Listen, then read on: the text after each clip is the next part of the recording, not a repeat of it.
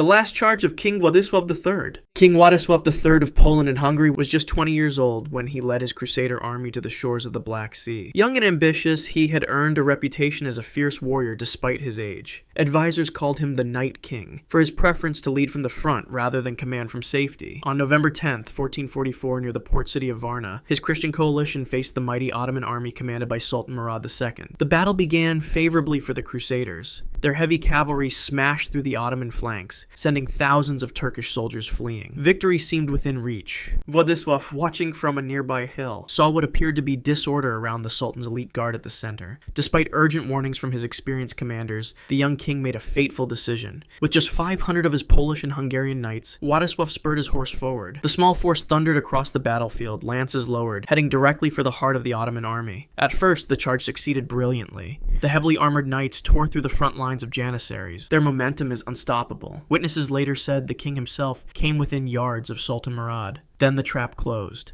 Thousands of fresh Ottoman troops surged forward from hidden positions. The Crusader knights found themselves completely surrounded. The tight formation broke apart as horses fell, pierced by arrows and spears from all directions. Władysław fought desperately, his sword rising and falling as Janissaries pressed in around him. An Ottoman soldier grabbed the bridle of the king's horse. Another slashed at his leg, cutting deep enough to sever an artery. Blood poured from the wound as Władysław struggled to remain upright. His horse, panicked and wounded, reared suddenly. The weakened king lost his grip and fell among the press of enemy soldiers. The Janissaries fell upon him immediately. One swung his sword in a powerful arc, striking the king's neck. Władysław's head was severed with a single blow. Ottoman soldiers raised it on a spear, parading the grisly trophy before the horrified Crusader army. The doomed defense of the Theodosian walls. Emperor Constantine XI Palaiologos knew what was coming. For 53 days, the massive Ottoman army of Sultan Mehmed II had besieged Constantinople. The once mighty Byzantine Empire had shrunk to little more than the city itself. Constantine, 48 years old and the last emperor of a 1,000-year dynasty, had just 7,000 defenders against more than 80,000 Ottoman troops. On May 29, 1453, the final assault began. The Ottomans had spent weeks pounding the ancient Theodosian walls with massive cannons. Some of these bronze monsters could fire stone balls weighing over 700 pounds. Sections of the walls that had stood for 1,000 years crumbled under this relentless bombardment. By dawn on that final day, several breaches were wide enough for Ottoman troops to pour through. Constantine had spent the night praying in the Hagia Sophia, Christendom's greatest cathedral. At first light, he donned his armor and rode to the walls. The noise was deafening. Thousands of Janissaries, the Sultan's elite troops, surged forward in waves. The defenders fought desperately, pouring boiling oil on the attackers and pushing scaling ladders away from the walls. For hours, the emperor moved along the defenses, encouraging his men. Near the St. Romanus Gate, where the fighting was most intense, Constantine received word that Ottomans had found an unlocked postern gate and were already inside the city. The defense was collapsing. What happened next was recorded by several witnesses who survived. The emperor, realizing all was lost, removed his imperial regalia. "The city has fallen, and I am still alive," he reportedly said. Then, drawing his sword, he charged directly into the thickest mass of Janissaries, pouring through the main breach. A few loyal guards followed him. The lightly armored emperor disappeared into a sea of Ottoman soldiers. Slashing desperately, he managed to cut down several before being surrounded completely. Multiple swords struck him simultaneously. Constantine fell to his knees, blood pouring from wounds to his neck and torso. A final sword thrust pierced his heart. The last Byzantine emperor died as his city fell around him.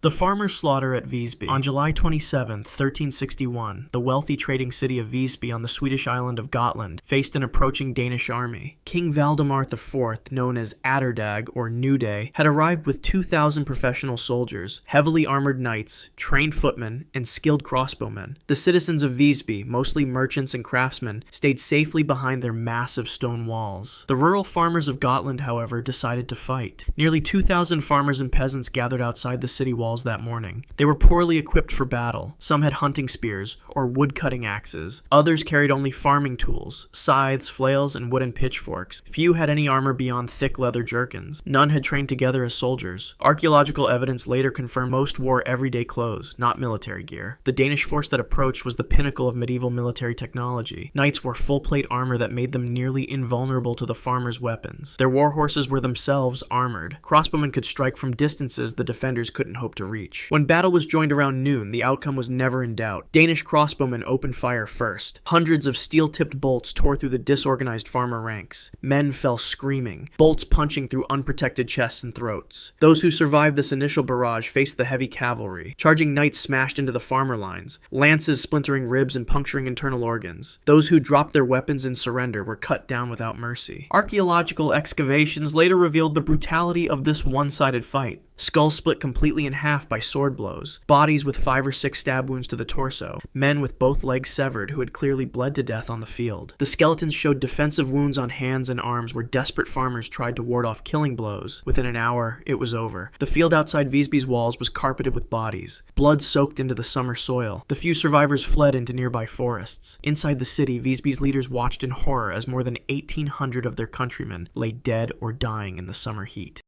The Hospitallers' buried bastion. The Knights. Hospitaller had held the island of Rhodes for over 200 years. Their massive fortifications were considered among the strongest in the Mediterranean. But in July 1522, the Ottoman Sultan Suleiman the Magnificent arrived with a force of 100,000 men. The Knights numbered just 600, supported by a few thousand local militia. The defenders knew this would be a fight to the death. By September, the situation had grown desperate. The Ottomans focused their attack on the English post, a critical section of the city's defenses. Using techniques perfected over decades of siege warfare, Turkish sappers dug tunnels beneath the massive walls. These narrow passages were filled with gunpowder, creating massive underground boom booms. On September 4th, before dawn, the first mine detonated. The explosion was deafening. A section of wall 30 feet wide collapsed into the moat below. Hundreds of Ottoman troops rushed forward, screaming their war cries. The knights, though stunned by the blast, fought back fiercely. Sir Nicholas Hussey, commander of the English post, led the defense. Eyewitnesses described him as covered in blood from head to toe, yet fighting like a man possessed. For 6 hours, the knights held the breach against overwhelming numbers. Bodies piled up so high that Ottoman troops had to climb over their own dead to continue the attack. By midday, the knights had miraculously repulsed the assault, but the victory was short-lived. Turkish engineers had already begun digging new tunnels. On September 5th, a second mine detonated directly beneath the position where Sir Nicholas and 20 knights were standing. The explosion was even larger than the first. The knights had no warning. The stone floor beneath their feet suddenly erupted in a shower of rock and flame. Sir Nicholas and his men were hurled 50 feet into the air by the force of the blast. Those not killed instantly by the explosion were crushed as they fell back to earth amid massive blocks of masonry. Others, still alive but trapped, were slowly suffocated as dust filled their lungs in the enclosed space beneath the rubble. The Templars' final collapse. The city of Acre had been the last major Crusader stronghold in the Holy Land. By May 18, 1291, most of the city had already fallen to the Mamluk Sultan Al-Ashraf Khalil and his army of 70,000. Only the temple, a massive fortress complex controlled by the Knights Templar, still held out. The building was among the strongest in the Middle East, with walls over 15 feet thick and towers rising 80 feet into the air. Inside, 200 Knights Templar prepared for their final battle. Their Grand Master, Guillaume de Beaujeu, had been killed days earlier by an arrow through the eye. Now leadership fell to Peter de Sèvres, Marshal of the Order. The Knights knew there would be no surrender. Templars captured in previous battles had been game-overed after refusing to convert to Islam. They would fight to the last man. For 10 days, the Templars held their fortress against continuous assault. Mamluk siege engines hurled stones weighing hundreds of pounds against the walls. Turkish sappers dug beneath the foundations, placing large boom booms in tunnels. Despite the overwhelming odds, the Templars repelled attack after attack. They fought with the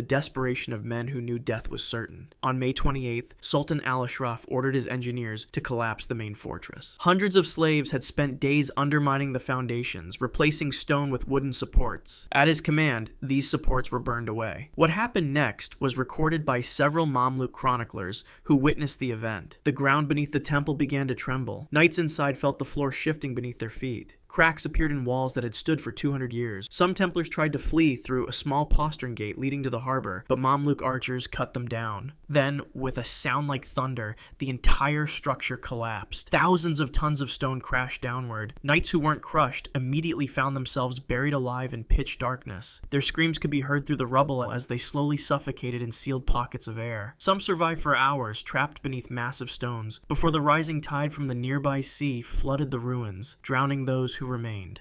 The French knights' reckless charge. The Battle of Nicopolis began on September 25th, 1396, on the plains of modern-day Bulgaria. A crusader army of 15,000 faced the Ottoman Sultan Bayezid I and his force of 60,000. Leading the European contingent was the 24-year-old Count John of Nevers, son of the Duke of Burgundy. Young, wealthy, and arrogant, he commanded the flower of French chivalry, over 8,000 knights and men-at-arms who considered themselves the finest warriors in Christendom. King Sigismund of Hungary, an experienced commander, had urged caution. His plan was to use Hungarian infantry as a shield, with the heavily armored French knights held in reserve for the decisive moment. The French nobles openly mocked this strategy. Count Philip of Artois sneered that Sigismund was afraid to fight. The French commander declared they would lead the attack themselves, to show how real knights fought. Despite desperate pleas from Sigismund, the French knights charged forward. It was a hot day, with temperatures over 90 degrees. The knights wore full-plate armor weighing more than 60 pounds. Many were already exhausted when they reached the Ottoman lines, having galloped uphill for nearly a mile. The first Turkish troops broke and fled before the armored horsemen. The French, seeing the enemy retreat, pursued eagerly. What they didn't realize was that they were being drawn into a trap. Cresting a ridge, the knights suddenly faced thousands of sharpened wooden stakes, driven into the ground at an angle. Their horses couldn't advance. Behind these stakes waited 10,000 janissaries armed with composite bows. A storm of arrows struck the French knights from three sides. Unable to advance or retreat, horses and riders began to fall. The arrows found gaps in their armor, eye slits, armpits, groin. Those who dismounted to fight on foot found their heavy armor made them too slow against the lightly equipped Turkish soldiers. Within minutes, the flower of French nobility was surrounded and overwhelmed. Some knights, gasping for breath in the heat, tore off their helmets only to have arrows pierce their exposed faces. Others, immobilized by arrow wounds, were dragged from their horses and had their throats cut. Count John himself, wounded in 7 places, collapsed unconscious in a pool of his own blood. The last stand of the Serbian prince. Prince Lazar Hrebeljanović knew that June 28, 1389, would decide the fate of Serbia. His army of 15 to 20,000 stood on Kosovo Field, facing the Ottoman forces of Sultan Murad I. The 40-year-old prince had spent months gathering every able-bodied man in his realm. This would be the battle that determined if Serbia remained Christian or fell to the expanding Islamic Empire. The battle began at daybreak. Serbian heavy cavalry crashed into the Ottoman left wing, driving it back in disarray. For a moment, victory seemed possible, but the Sultan's elite Janissary corps held firm in the center, and slowly, the numerical advantage of the Ottomans began to tell. By noon, the Serbian line was bending but not yet broken. What happened next would become legendary throughout the Balkans. A Serbian nobleman named Miloš Obilić approached the Ottoman lines alone, claiming to be a deserter with vital information for the Sultan. Turkish guards, suspicious but intrigued, brought him to Murad's tent. The Sultan, seated on cushions, prepared to hear what the Serbian had to say. In an instant, Obilić drew a concealed dagger and lunged forward. Before the guards could react, he plunged the blade deep into the Sultan's abdomen. The steel cut through vital organs. Murad cried out, blood pouring from the wound. Obilić was immediately seized by janissaries who hacked him to pieces on the spot. News of the Sultan's assassination reached Prince Lazar as his forces were beginning to falter. Believing the Ottoman army would now collapse without its leader, Lazar ordered a desperate full attack. It was a fatal miscalculation. The Sultan's son Bayezid immediately took command. Rather than retreating in confusion, the Ottoman forces fought with renewed fury to avenge their fallen leader. The Serbian attack faltered against stiffening resistance. Lazar's horse was struck by multiple arrows and collapsed beneath him. As the prince struggled to his feet, Ottoman soldiers surrounded him. He fought briefly, sword in hand, before being overwhelmed by sheer numbers. Captured alive but wounded, Lazar was dragged before the dying Sultan Murad. With his final strength, Murad ordered the Serbian prince beheaded. The executioner's blade fell moments later. The berserker rage of the Janissaries. Belgrade stood as the key to Hungary, the last major fortress blocking Ottoman expansion into Central Europe. On July 21, 1456, Sultan Mehmed II's army of 70,000 surrounded the city. The defenders, led by the veteran commander John Hunyadi, numbered just 7,000. The siege had already lasted 3 weeks, and portions of the outer walls had crumbled under constant bombardment from Ottoman cannons. Around midnight, an elite force of 3,000 janissaries under the command of Hassan Aga made their move. Using scaling ladders, they silently climbed the walls near the damaged northern section. The night guards, exhausted from weeks of constant vigilance, were overwhelmed before they could sound the alarm. Within minutes, the janissaries had secured a foothold on the walls and opened a small postern gate for additional troops. Hassan Aga, a battle-hardened veteran of 40 years, had clear orders to secure the breach, then wait for reinforcements before pushing deeper into the city. But as his men poured into Belgrade's lower town, they saw the unguarded homes and shops of one of Europe's richest cities. The strict discipline that made the Janissaries such feared opponents suddenly collapsed. Against their commander's shouted orders, hundreds of Janissaries broke ranks and began looting. They kicked down doors, smashed open chests, and stuffed their pockets with gold and jewels.